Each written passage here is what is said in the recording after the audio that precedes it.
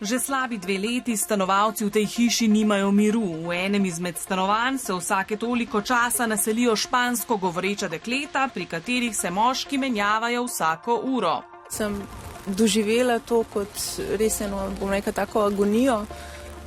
Stanovanje se je praktično na vsake pol ure odpiralo, zapiralo, potem so se odpirala spodnja vhodna vrata, zapirala, stranke so se menjavale non-stop.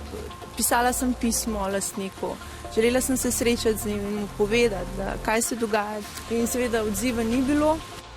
Poleg tega se je pojavljalo tudi to, da ko so bili kakšni drugi gostje, to so bile lahko tudi večje skupine, po 7 gostov, so imeli zabave in sredi noči je morala priti tudi policija, pa jih meriti, zato ker so imeli odprta okna in se je slišalo po celi soseski.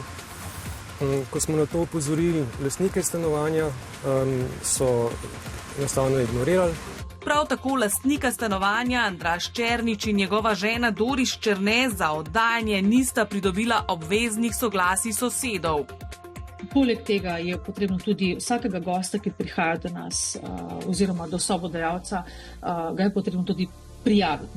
Tako da v bistvu, da takšno razmerje ne more biti podlaga za neko drugo dejavnost v tem stanovanju in gre ne nazadnje za neko kupico kršitev nekih pogojev na splošno. Sem bila v nekem trenutku deležna tudi grožnje in sicer s pestjo so udarili v moj nabiralnik, močno so ga poškodovali, ko sem lastnici, se pravi hčerki lastnice, to povedala. Prvo vprašanje, ki je bilo, nimaš dokazov. Etažni lastniki, ki se bojijo za lastno varnost in svojo lastnino, so že 2-krat podali prijavo na stanovanjsko inšpekcijo, a odgovora niso prejeli. Na prvo prijavo, ki je bila vdana že leta 2024, se enostavno niso odzvali. Ko mi je uspelo dobiti inšpektorico, je rekla, da sami nimajo pristojnosti, ker gre za vdajo celotnega stanovanja, ne pa samo posamične sobe. Ker sicer pravno mnenje, ki ga je podal nek inštitut, kaže, da temu ni zares tako.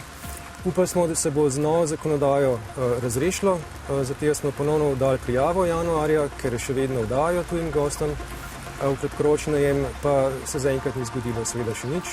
In zakaj traja toliko časa? Na stanovanjski inšpekciji pravijo, da so zasuti z delom inšpektorjev pa, da je enostavno premalo. Če govorimo o kratkoročnem oddajanju turistom svojega lastnega stanovanja, taka zadeva prehodno v stanovanjskem zakonu sploh ni bila urejena. In taka prijava niti ni mogla nikoli priti na vrsto. Za razliko od tistih nadaljnjih po novem letu, ko bo spremenjena zakonodaja, oziroma je že spremenjena. Prijava oddana po novem letu bo, če bo sreča, prišla na vrsto čez kakšno leto. Kar se tiče stanovanjske inšpekcije, je tako, da smo zdaj bolj aktivno dali usmeritve za izvajanje nadzora na tem področju. Pričakujemo, da bomo imeli tudi možnost okrepiti stanovanjsko inšpekcijo v prihodnje, ker je dobila neke nove pristojnosti. Do takrat pa smo mi vedno podajali pojasnila, da lahko medsosedske zadeve urejajo lastniki tudi preko sodišča. Določene kršitve lahko opredelijo kot hujše kršitve, kar je lahko podlaga za izselitveno tožbo. Novi zakon o gostinstvu, ki velja od novega leta, sicer podrobno ureja problematiko kratkoročnega oddajanja stanovanj v najem. V tem primeru, ko oddaja nekdo stanovanje brez ustreznega soglasja, je kršitev zakonodaje. To pomeni, da mu ustrezni organi, v tem primeru stanovanjska inšpekcija, lahko tako prepove oddajanje kot upravni ukrep, kakor tudi naloži ustrezno kazen, ki je opredeljena z zakonom.